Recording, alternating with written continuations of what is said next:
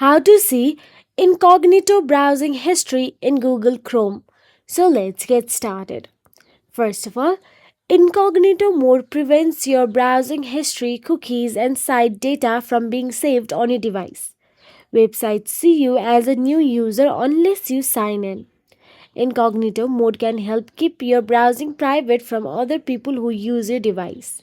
But yes, you can see some of your incognito browsing history in Google Chrome if you are signed into your Google account and have tracking enabled.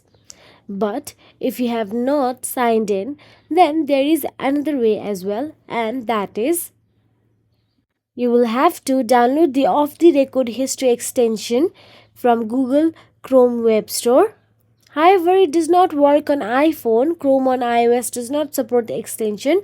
Unlike on desktop, you can simply install Chrome extensions on your desktop and do incognito mode. Not only this, you can also check your router logs because some router logs all browsing activity on a network.